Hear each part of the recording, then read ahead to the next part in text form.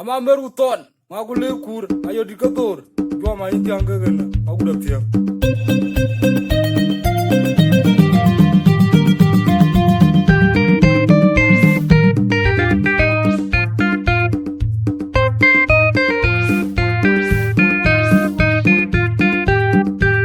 The baddest producer calling Nile Production in the house. Dion bajan nyal welo na mere kulo na kir. Unana rego na kurore mongu mamu.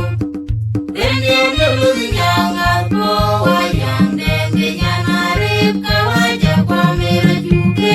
Rama yang ajuton wegi kuliro. Dion bajan nyal welo na mere kulo na kir. Unana rego na kurore mongu mamu. Dende nelu nyanga po wayang denge nyana rip kawaja kwa mere juke. Rama yang ajuton wegi kuliro. Koi ngaber jam jrielo na makich. Magungagi kumon maja dinagai por unen mangangyal. Ayang dia bayu maji kulong majo. Undan ya kwa periran teruti. Jul majama kuton mado unen kemayor alwel. Majula kwali oy marornya dia ude ngawanyau. Magayon madon umong malang mat. Dengko kenyitya kanga kebiri ngerongde. Kenyur ude ngabunajar. Aring madun bulong mamirana gaya. Kajero mepoto kana kuro moje tona yang undan. Ayang din mangare buga marlo. Damaling awan mariar kurwala. Undi beja bade buga jirier kuluro.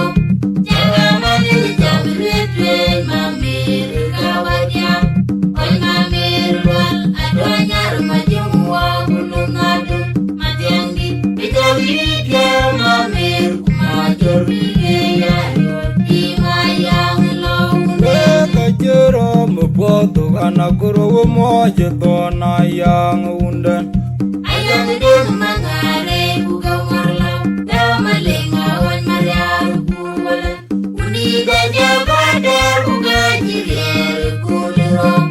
Jaga manil jamretwen mamir kawadya. Oy mamir wal adwanyar majungwa bulung adun. Matianggi bijawidya mamir kumajor bigeya. Imayang long Kajawidya mamir. major bigeya. Imayang long Kajawidya mamir. major bigeya. Imayang long nene. Enyel majoen kwa ureme. Unamabi kijaro ebanyan.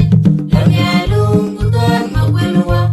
Imajengwa majunga gawa juangwa. Mungkuda kwa tiwayon.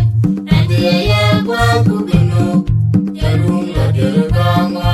Kuningi jagen kete ipanuan. Aku na nyawa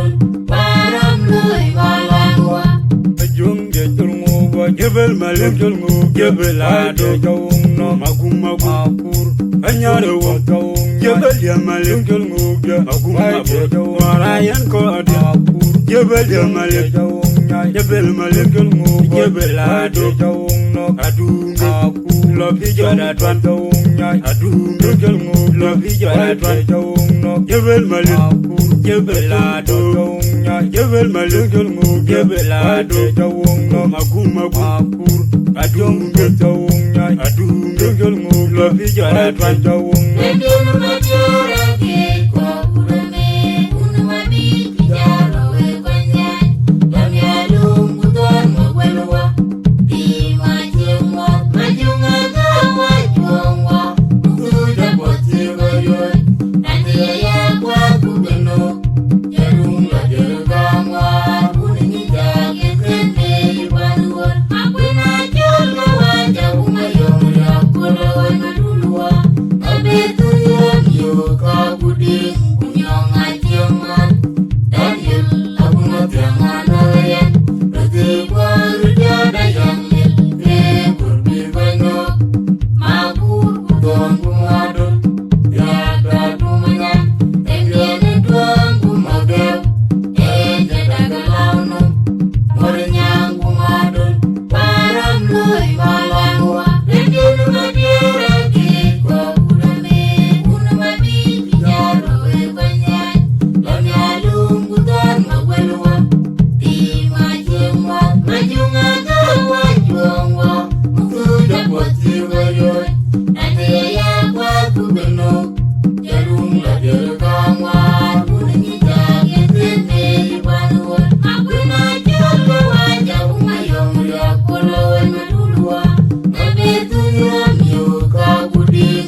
unyong ajaman Daniel abuna tiangan ayan Rute warja dayang lil Ke kurbi banyak Mabur kudon kumadon Ya dadu manyan Tenggene duang kumagaw Jadagalau Morinyang kumadon Param loy malangwa Dion bajan nyal wer lo na mere kulo na gir Unana retur mana kuror mongumongu Rendian dulu dijangan wayang denge nyana rip kawaja kwa mere juke Roma yang ajuton wegi kulirom Dion bajan nyal wer lo na mere kulo na gir Unana retur mana kuror mongumongu Rendian dulu dijangan wayang denge nyana rip kawaja kwa mere juke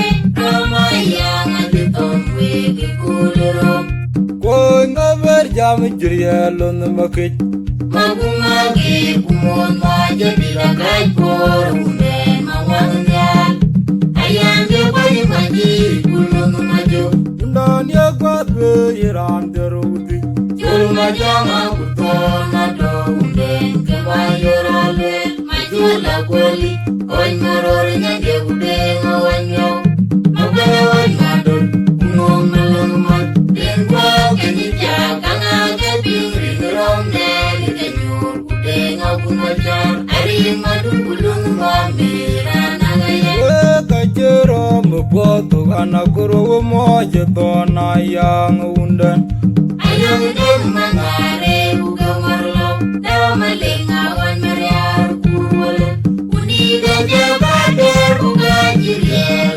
kulero Jaga manir jamretwe mamir kawadyam Oy mamir wal adwanyar majumwa kulunado Matyang di pejawi dia mamir kumajor bigeyayo Imayang laune We kajero mboto kana kuro mo je tona yang undan Ayang dem mangare buga marlo Dawa malinga wan mariar kurwala Uni gaja bader uga jirier kulero Jaga manir jamretwe mamir kawadyam Oy mamir wal adwanyar majumwa kulunado Matyang di pejawi dia mamir kumajor bigeyayo Imayang laune mir Major Bigaya, Ima Yang Low,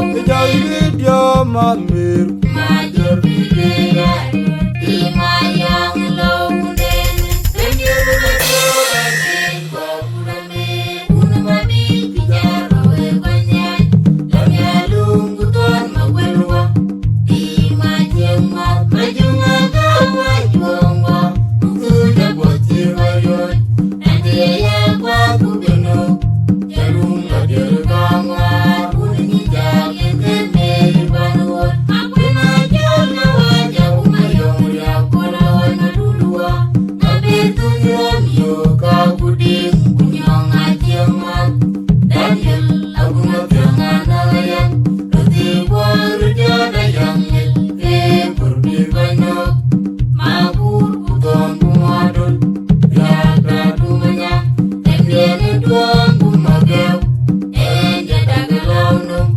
Maranyang Kumadun, Param Lui Malangwa, Rendinu Madira, Kekwa Kureme, Unamabi, Pijaro, Ebanyan, Banyalung, Kuton, Magwelwa, Ima Jemwa, Majunga, Kawa, Juangwa, Ukuja Botivayon, Andiaya Kwa Kubino, Yarunga Dirgama, Unija, Kekeme, Ibanwan, Aquina Jana, Waja, Umayong, Yakola, Nadulua, Nabitu Yom, Kabudi, Kunyong Ajemat, Daniel, Agunatanganayan, Rutiwa, Rujana Yangil, Purbivano, Mabur, Kuton, Kumadun, Yaka Dumanya, Embiani Duang, Kumagel, Enjadagalaunum, Maranyang Kumadun, Param Lui Malangwa, Rendinu Madira, Kekwa Kureme, Unamabi, Pijaro, Ebanyan, Lamyalung, Kuton, Magwelwa, Ima Jemwa, Majunga, Kawa, Juangwa, Ukuja Botivayon, Andiaya Kwa Kubino, Yarunga Dirgama, Unija, Kekeme, Ibanwan, Aquina Jana, Waja, Umayong, Yakola, Nadulua, Nabitu Yom, Kabudi, Kunyong Ajemat, Daniel, Agunatanganayan, Rutiwa, Rujana Yangil, Purbivano, Mabur, Kuton, Kumadun, Yaka Dumanya, Embiani Duang, Kumagel, Enjadagalaunum, Maranyang Kumadun, Param Lui Malangwa, Ajung Gelmo, Jebel Malik Gelmo, Jebel Ado, Jawung no Makur, Anyara Wakawung, Jebel Yamalik Gelmo, Agum Marayan ko Akur, Jebel Yamalik Jebel Malik Gelmo, Jebel Ado, Jawung no Adum Lobi Jara Twantawung Adum Gelmo, Lobi Jara Twantawung no Jebel Malik Jebel Ado, Jebel Malik Gelmo, Jebel Ado, Jawung no Magum Adum Geltawung Adum Gelmo, Lobi Jara Twantawung Rendinu Madira,